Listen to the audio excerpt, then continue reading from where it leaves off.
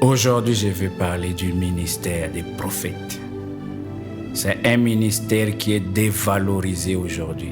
Tellement il y a des prophètes qui courent les rues, qui entrent dans la maison, qui créent les scandales.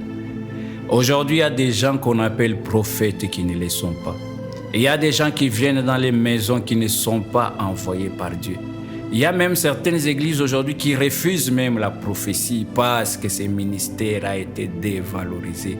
Il y a eu tellement de dégâts, tellement de scandales, à tel point qu'on a peur de ce ministère. Et aujourd'hui, même si quelqu'un doit s'élever pour dire que je suis prophète, il est mal regardé parce qu'on a dévalorisé cet appel. Mais j'aimerais un peu vous dire, c'est quoi les ministères prophétiques? Il y a beaucoup de confusion. Il y a des gens qu'on appelle prophètes, en réalité, ils ne le sont pas. Pour comprendre d'abord c'est quoi les ministères prophétiques, tu dois d'abord comprendre c'est quoi la prophétie. Lorsque nous lisons Apocalypse 19:10, il est dit « Et j'ai tombé à ses pieds pour l'adorer, mais il me dit, garde-toi de le faire, car je suis ton compagnon de service et celui de tes frères qui ont le témoignage de Jésus. Adore Dieu, car le témoignage de Jésus est l'esprit de la prophétie. » Soulignez cette dernière phrase. Le témoignage de Jésus-Christ est l'esprit de la prophétie. La prophétie doit venir rendre témoignage de Jésus-Christ. Aujourd'hui, on a vilipendé ces dons. Il se limite à aller attraper, découvrir des sorciers dans les maisons. Ce n'est pas ça la prophétie. La prophétie se limite à aller créer des dégâts dans les maisons des gens. Tel les sorciers, et après, qu'est-ce que tu fais d'autre? Ce n'est pas cela de la prophétie. La prophétie, c'est le témoignage de Jésus-Christ. Quand quelqu'un dit qu'il est prophète, tout son message doit avoir comme objectif rendre témoignage de Jésus-Christ. Voilà pourquoi la prophétie ne doit jamais s'écarter de la parole de Dieu. Parce que Jésus-Christ est la parole de Dieu. Si moi je viens rendre témoignage de Jésus-Christ, c'est que dans tout ce que j'ai fait, je dois être en accord avec la parole de Dieu. Un autre verset aussi important qui nous dit qu'est-ce que c'est la prophétie. Lisons dans 1 Corinthiens 14:4. Celui qui parle en langue s'édifie lui-même, mais les prophètes édifient l'Église. On a dit que la prophétie édifie, la prophétie console. Soulignez cela. Donc les caractéristiques principales de la prophétie, c'est l'édification de l'Église. Soulignez l'Église. Aujourd'hui, il y a vraiment un dérapage. Un prophète, c'est quelqu'un qui reste à l'église. Un prophète, ce n'est pas quelqu'un qui va à l'extérieur de maison à maison. Un prophète reste à l'église et les gens viennent vers lui dans l'église. Mais aujourd'hui, on voit des gens qui courent les rues, qui sont dans des maisons des gens. S'ils voient qu'il y a un peu de moyens matériels, c'est dans cette maison que le prophète va s'accrocher, en train de donner des messages qui ne sont que de la manipulation. Un prophète reste à l'église. Regardez tous les prophètes que Dieu avait élevés. Il y a eu Naaman qui était une grande personnalité, a dû quitter son pays pour venir vers Élisée. Ce n'était pas Élisée qui est allé s'agenouiller vers Naaman. Mais aujourd'hui, on a inversé. On a des prophètes qui sont mendiants. Ils ne sont que dans des maisons, il y a de l'abondance pour donner des messages, pour avoir un peu d'argent. Ce n'est pas ça les prophètes. Un prophète, c'est la bouche de l'Éternel. Quand il parle, c'est pour édifier, c'est pour affermir, c'est pour consoler. Souligner consoler. Peu importe les messages qu'on te donne, la prophétie venant de Dieu apporte la consolation.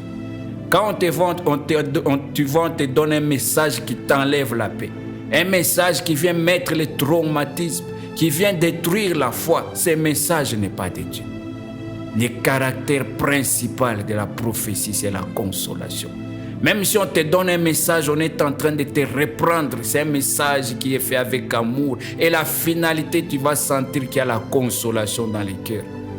Mais aujourd'hui, ce qu'on a comme prophète, ce sont des gens qui sont là pour créer des désordres dans la vie des gens. Un autre point que j'aimerais que tu comprennes avant que je ne décrive c'est quoi les ministères prophétiques. Un prophète est un intercesseur. La majorité des messages qu'il reçoit, ce n'est pas pour aller divulguer. C'est la loi de 9 et 1. C'est-à-dire sur 10 messages, un seul message doit être divulgué, mais les 9 autres doivent servir à l'intercession. Les prophètes, c'est quelqu'un qui doit être dans les secrets.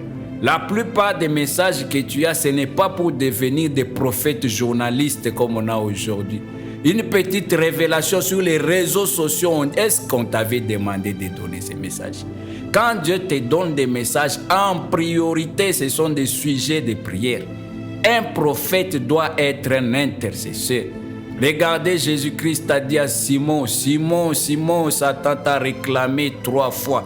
Et moi, j'ai prié pour toi, l'intercession. Quand Satan les réclamait, Jésus ne lui a rien dit. Il a eu les messages, il a gardé pour lui-même, il a prié.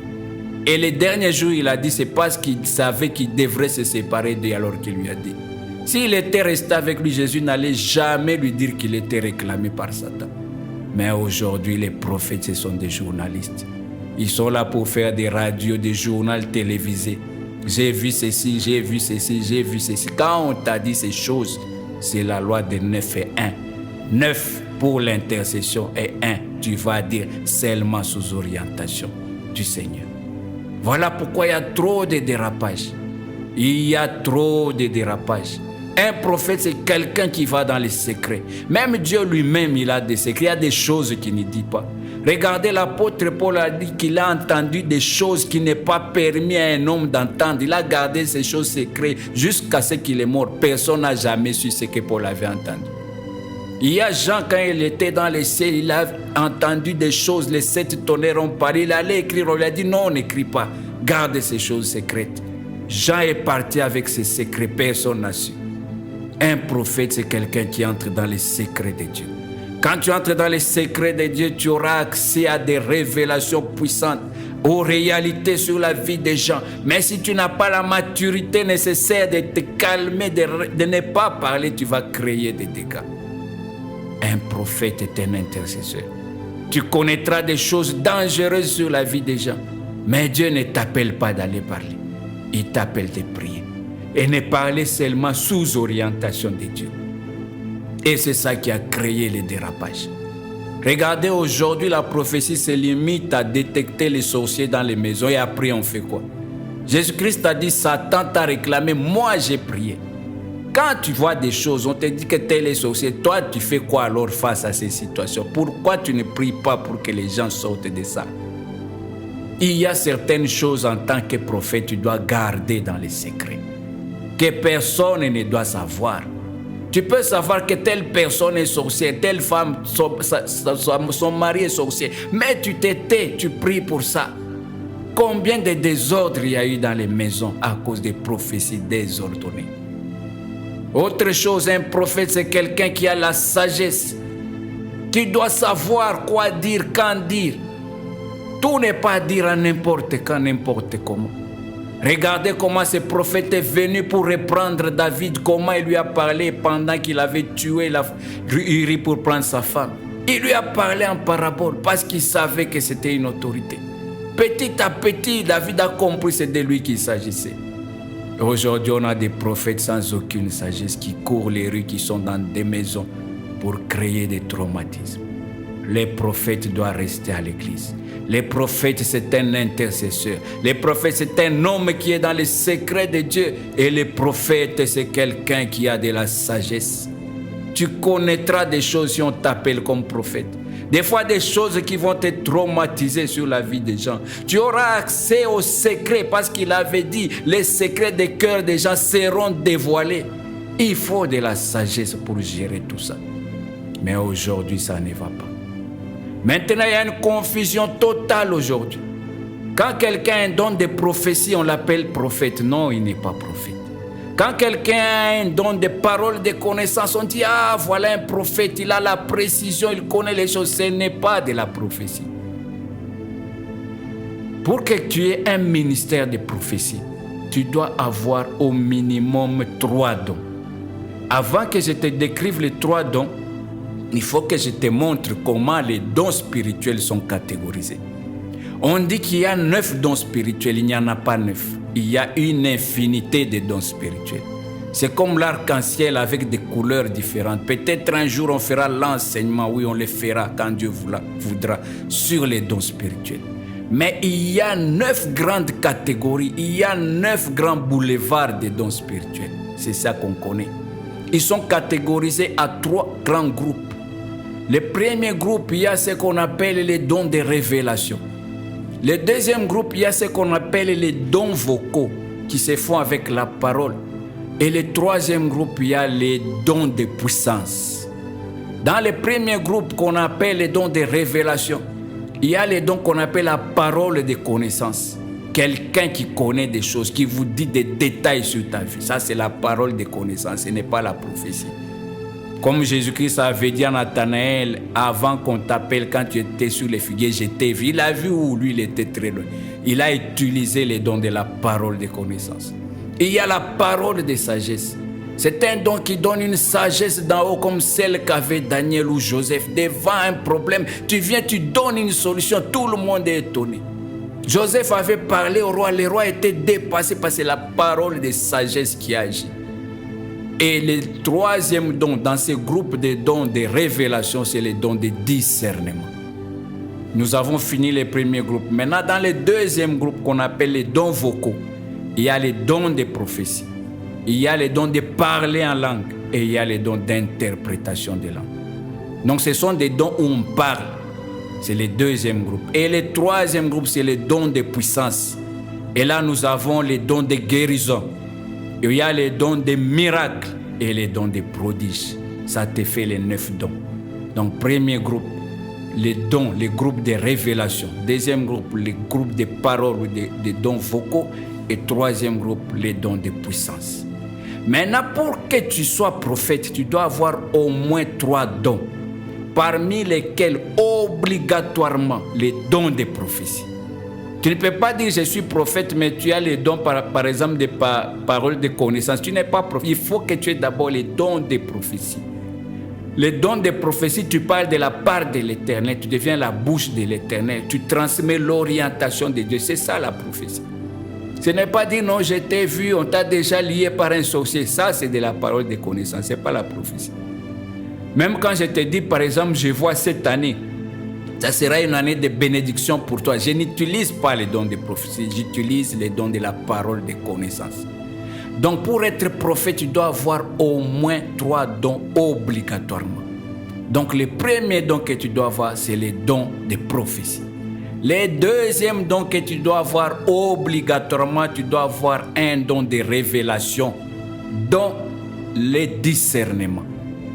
Donc tu dois avoir obligatoirement le discernement pour apprendre à discerner tes propres messages.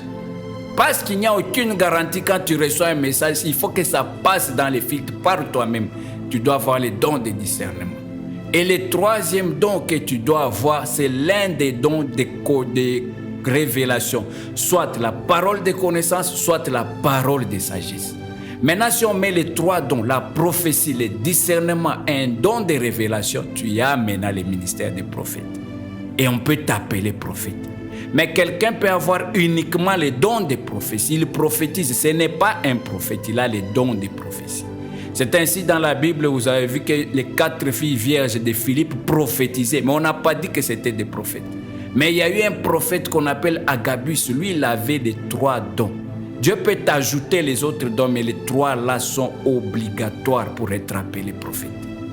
Maintenant aujourd'hui tu vas voir des gens, ils viennent uniquement avec la parole de connaissance. Les gens clament, un prophète, il a des précisions. Il n'a pas de précisions, c'est les dons de parole de connaissance. Et c'est ça le problème aujourd'hui. Il y a des gens qui courent les rues en désordre, ils ont seulement peut-être les dons de prophétie, aucun discernement.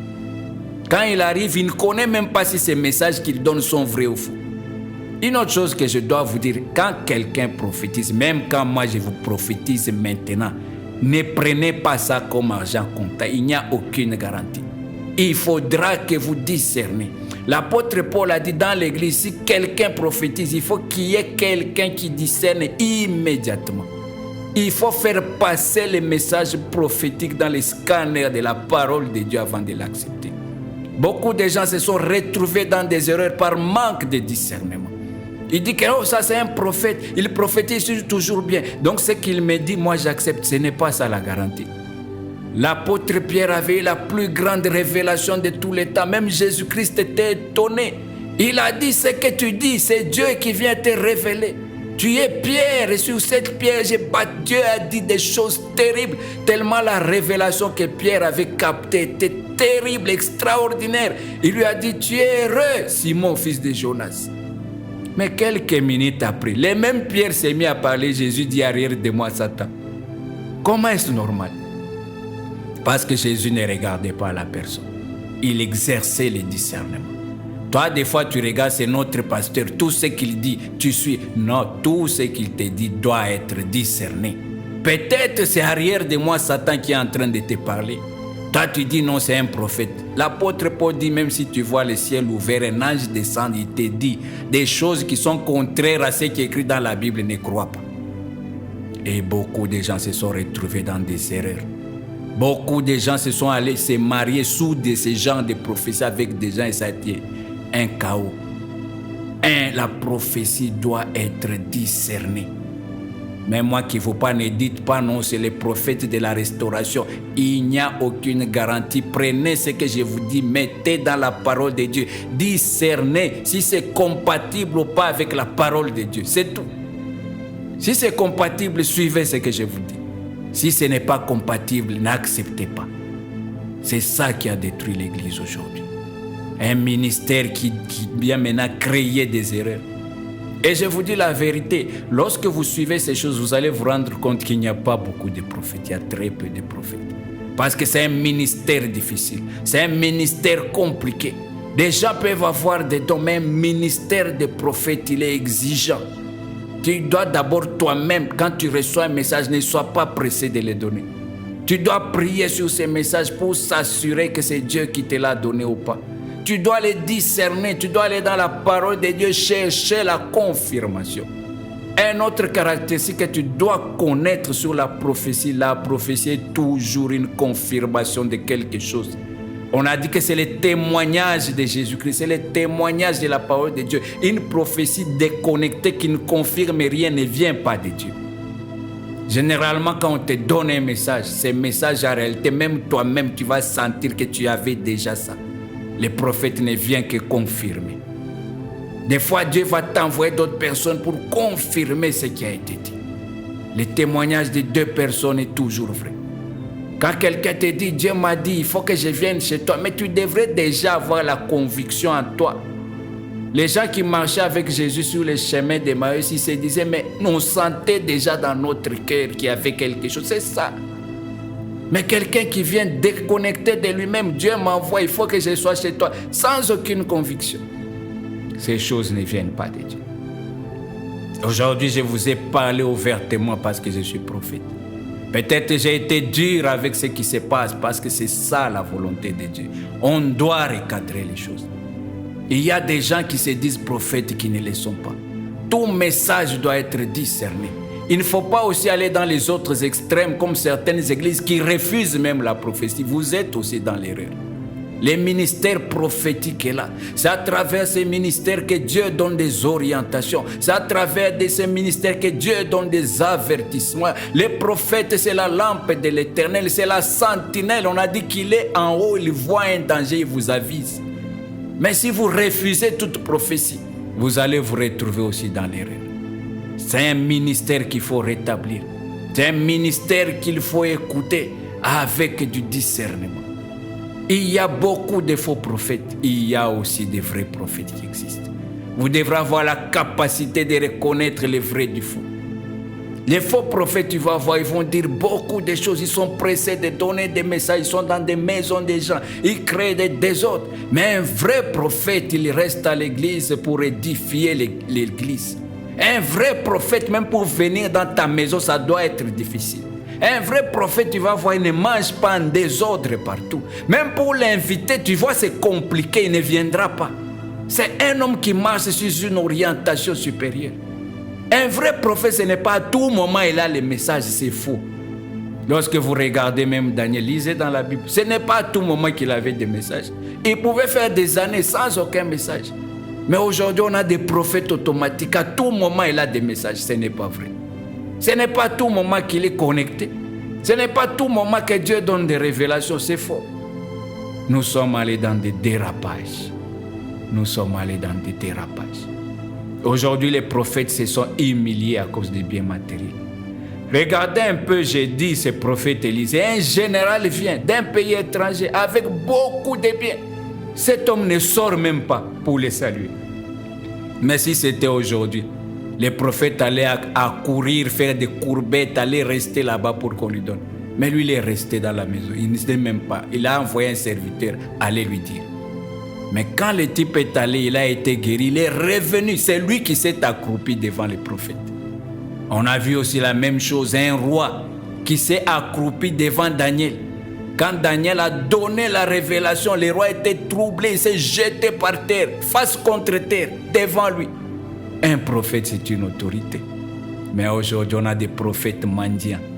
Là où il y a de l'argent, ils sont là matin et soir. C'est dans des maisons, ils sont en train de faire des veillées, des prières. Ils ne vont jamais aller chez les veuves comme Élie. Tu ne verras jamais un prophète qui va chez une personne qui n'a pas d'argent et dit Dieu m'a envoyé. Ça n'existe pas aujourd'hui. Parce qu'on cherche le matériel et l'intérêt. On ne connaît pas qui on est. Un prophète, c'est une autorité. Il faudra que ce ministère soit restauré. Recevez la restauration du ministère prophétique maintenant. Toi qui es prophète, cherche, arrête de mentir. Si tu n'as pas d'argent, reste sur place. Dieu va envoyer les gens t'amener. Parce que tu es une autorité. On a dit Naaman est revenu avec beaucoup de biens. Il a donné à Élisée. Élisée a même refusé. Daniel avait dit à un roi, garde tes biens pour toi-même, mais je vais t'interpréter la parole de Dieu.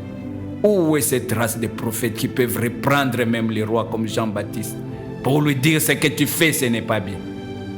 Les ministères prophétiques, Dieu va les restaurer. Dieu va élever des prophètes de grandes dimensions, de grandes autorités.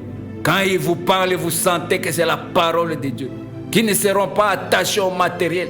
Même dans les églises, certains prophètes, quand ils voient quelqu'un qui finance beaucoup l'église, on couvre les péchés de cette personne. Dieu va susciter des prophètes. Aujourd'hui, je vous ai parlé du ministère prophétique parce qu'il y avait des confusions. Et je sais maintenant que les choses sont très claires. Il y a des gens que vous appelez prophètes qui ne le sont pas. Ceux qui ont des dons, des paroles, des connaissances, ils sont là pour nous aider seulement, mais ce ne sont pas des prophètes. Le ministère prophétique, c'est de l'intercession. Quand toi, tu te dis prophète, ça veut dire que tu es intercesseur. Tu dois commencer à prendre les fardeaux des gens. Tu dois commencer à prier des nuits entières pour les gens. Regardez la vie de Jésus-Christ. C'était un prophète, mais c'était un homme de prière. Cessez de transmettre des messages en désordre. Tu reçois un message, dis-toi que Dieu te l'a donné pour que tu pries en priorité. Au nom de Jésus-Christ. Et je sais que ce message va vous aider. Ce message va t'aider, toi qui es déjà prophète, qui as les ministères prophétiques. Ce message va t'aider, toi qui as les dons de prophétie. Ce message va t'aider, toi qui as les autres dons de révélation qui n'est pas de la prophétie. Ce message va t'aider, toi berger, toi serviteur de Dieu, pour mettre de l'ordre dans l'église. Et même vous, enfants de Dieu, des prophètes qui viennent en désordre dans vos maisons.